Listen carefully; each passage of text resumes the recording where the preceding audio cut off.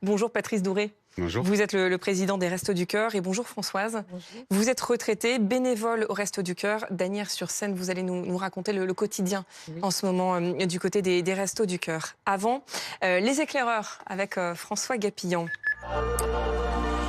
François, les Restos lancent donc leur 39e campagne de distribution alimentaire et c'est peut-être la plus difficile qu'ait connue l'association. Absolument. Et pour bien comprendre l'ampleur de ce qu'il faut bien appeler une catastrophe humaine, remontons au 9 novembre 1985. Ce jour-là, à Lille, Coluche inaugure le premier Resto du Cœur de France.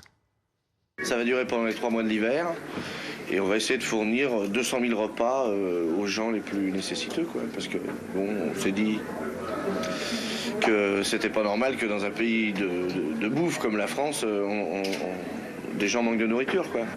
Quand il dit 200 000, c'est 200 000 repas par jour pendant 3 mois, soit 18 millions sur l'hiver. C'était l'ambition à l'époque. 38 ans plus tard, les restos en servent quasiment 10 fois plus. 171 millions de repas servis entre novembre 2022 et novembre 2023. C'était 30 millions de moins durant la période précédente. En nombre de personnes accueillies, ça donne 1 300 000 entre novembre 2022 et novembre 2023, soit 200 000 de plus qu'un an auparavant seulement. Bref, ça explose de partout. Conséquence, l'association, par ailleurs elle-même victime de l'inflation, est obligée aujourd'hui de réduire le nombre de bénéficiaires. Pour cela, elle a pris une décision très difficile.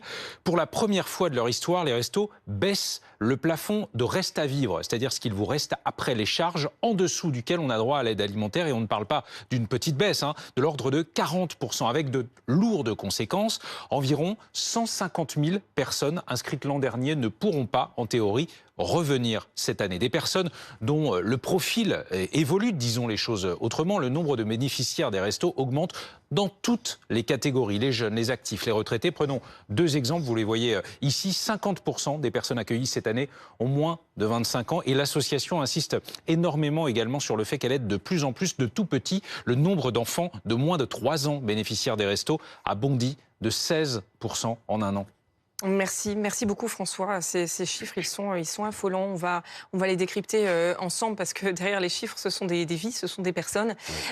150 000 personnes qui étaient inscrites l'an passé, qui cette année ne pourront pas bénéficier de l'aide alimentaire des Restos du Cœur. C'était impossible de faire autrement ? Non, ce n'était pas possible pour des raisons financières, vous l'avez évoqué.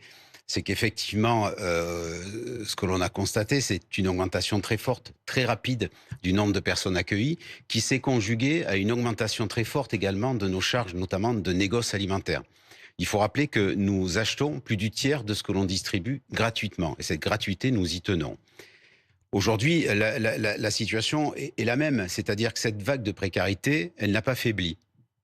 Après un été où l'on a observé un nombre inédit aussi de personnes accueillies, 1 million de personnes cet été, ce qui est un chiffre qu'on n'a jamais atteint non plus.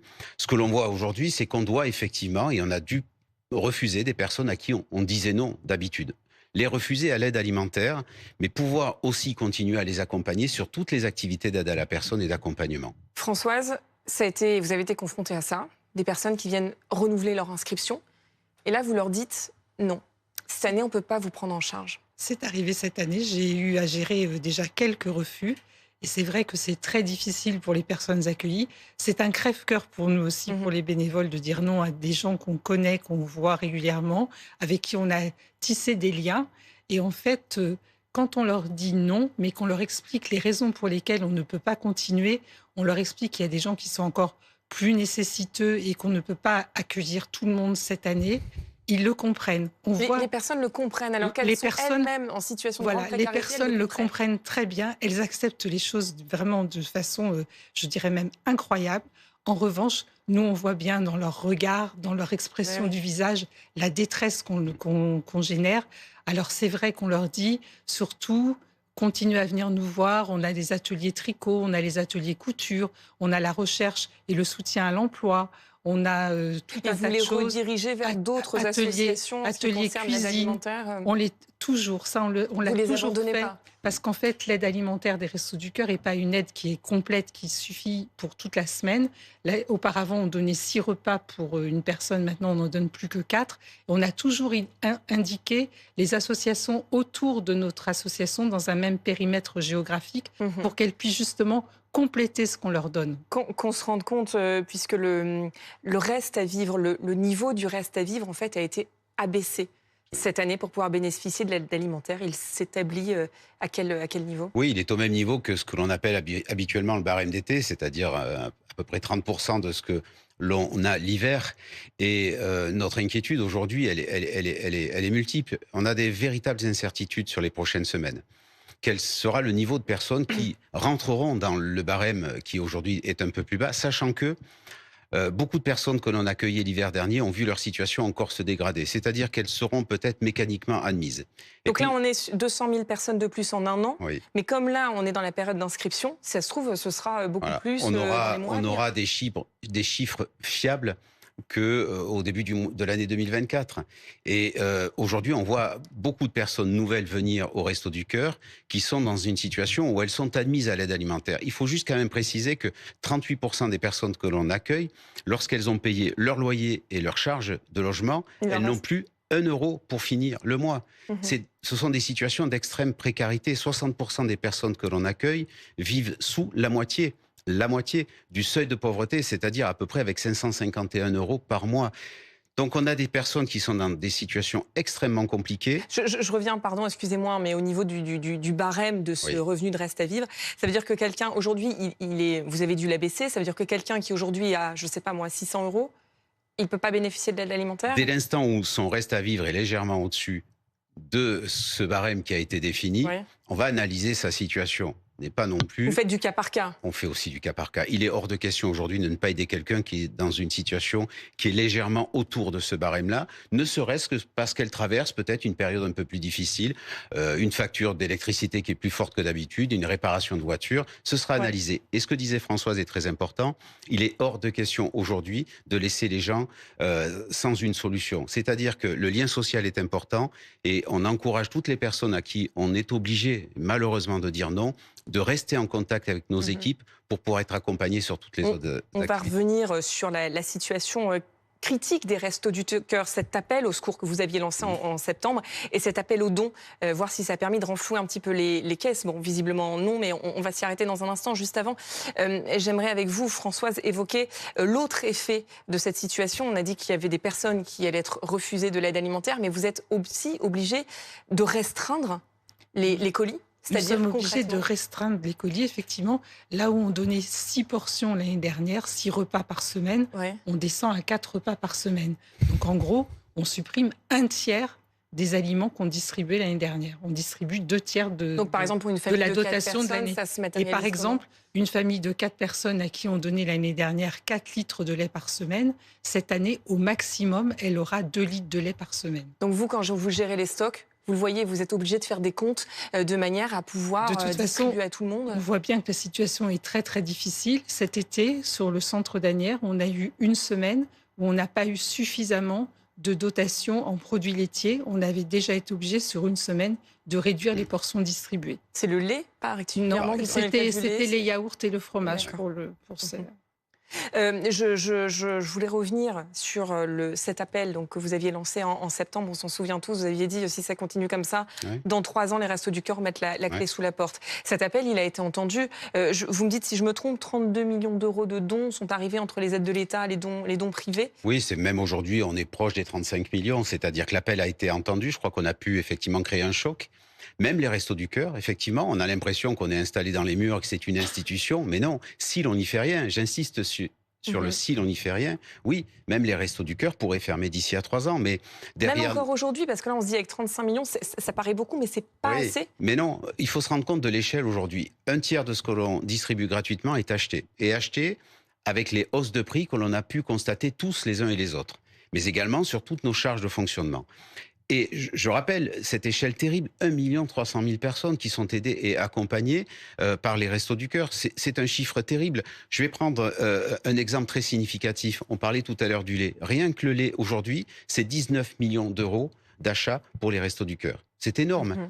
À transporter, à stocker, etc. Mais il faudrait quoi de plus pour aider les Restos du Cœur aujourd'hui? Il faudrait que les Français soient plus généreux, que les industriels soient plus généreux, que les grands patrons soient plus généreux? Ou il y a un problème de pauvreté en France qu'on n'arrive pas à traiter, un problème politique? Il y a de toute façon quelque chose qui est insupportable, c'est chaque année dégrainer des chiffres en augmentation et de constater que, tiens, ça paraît normal que la pauvreté augmente. Non, c'est pas une fatalité. La pauvreté, il n'y a pas de raison que chaque année on se dise ça va augmenter, on a de plus en plus de pauvres, ce n'est pas normal. Oui, on en a appelé à toutes les forces politiques. L'État a fait un effort supplémentaire d'un peu plus de 10 millions d'euros de ce qui était prévu. C'est très bien, mais il faut continuer. Et on a appelé avec nos amis des banques alimentaires à ce que le budget d'aide alimentaire, c'est le programme 304 sur le projet de loi de finances, soit porté à 200 millions d'euros au lieu des 150 actuels. Et cela bénéficierait à toutes les associations d'aide alimentaire, y compris au niveau local. Oui. Allez-y. Le deuxième sujet, c'est effectivement, ça a été l'appel aux forces économiques. Et un certain nombre de partenaires, d'entreprises sont venus nous rejoindre, Bernard que ce soit Arnault, sur par exemple, des dons financiers ou des dons en nature. Et on aura besoin encore d'être soutenus. Donc vous lancez un nouvel appel aux dons vis-à-vis de ces grands patrons, notamment? Pour que très rapidement, on puisse rétablir un niveau d'activité normal. Parce que je vous assure qu'on se bat et on va se battre pour que les Restos du Cœur puissent retrouver toutes les personnes à qui on dit non aujourd'hui. Il vous faudrait combien aujourd'hui? Vous avez une idée? C'est difficile à estimer. La période actuelle est celle pour 60% des dons qui correspond à la collecte de fonds. Parce que la plupart des dons se font c'est novembre-décembre, 60%. On a une incertitude, vous l'avez dit, c'est la question du nombre de personnes qu'on va accueillir sur la prochaine campagne. C'est la deuxième incertitude. La troisième, c'est comment nos équipes, nos 73 000 bénévoles, vont pouvoir continuer à accueillir dignement les personnes qui viennent chez nous. Il n'est pas question qu'on distribue de la nourriture sans pouvoir les écouter, les entendre et les accompagner tout au long de l'année. On rappelle juste que tous les petits dons même comptent. Il y a une déduction fiscale, elle est de combien? Oui, alors le plafond de la loi Coluche va jusqu'à 1 000 euros et jusqu'à 1 000 euros pour un particulier, c'est 75% qui sont défiscalisés. Et je le rappelle, c'est de l'argent public, mais 1 euro d'argent public donné au Restos du Cœur, c'est 4 euros déployés sur le terrain. Un dernier mot, Françoise, l'appel aux dons qui est très important. L'appel aux bénévoles aussi, est-ce que vous manquez de bras? Parfois, nous manquons aussi de bénévoles. Et là, avec l'augmentation effectivement du nombre de personnes accueillies, effectivement, on a besoin de passer du temps avec les personnes que nous accueillons. Il ne suffit pas juste de donner des aliments, il faut parler avec ces personnes, il faut prendre le temps de les écouter. Oui, c'est ce que vous me disiez tout à l'heure, et c'est en pas fait, l'usine. C'est pour ça, on a besoin aussi de bénévoles pour ça. Et moi, je compléterais quelque chose que disait Patrice tout à l'heure. On a ce que nous appelons les ramasses. On va dans des magasins pour récupérer les produits à date courte. On en récupère de moins en moins parce que les magasins ont lancé des produits qui sont un peu avec des réductions de 25-50%. C'est-à-dire les grandes surfaces les grandes surfaces. Le jeu pour davantage vous aider. C'est pas qu'elles jouent pas le jeu, mais elles ont lancé quelque chose qui est bien puisqu'elles baissent les prix sur des produits qui sont à date courte. Mais c'est des produits que les Restos du Cœur récupéraient auparavant, que nous ne récupérons plus. Alors c'est vrai que ça fait du bien aux consommateurs, effectivement, parce qu'ils peuvent payer 50% de leur viande ou autres produits alimentaires, mais du coup, plus on aura de bénévoles, plus on pourra multiplier les points de collecte, plus on pourra ouvrir sur des nouveaux créneaux qui permettront d'accueillir plus facilement et dignement les personnes qui viennent chez nous. Merci beaucoup à tous les deux. J'invite tous nos téléspectateurs à se rendre sur votre site, bien évidemment, des Restos du Cœur. Merci. Pour faire un don-restoducoeur.org et bon courage donc pour cette campagne d'hiver qui s'annonce particulièrement difficile.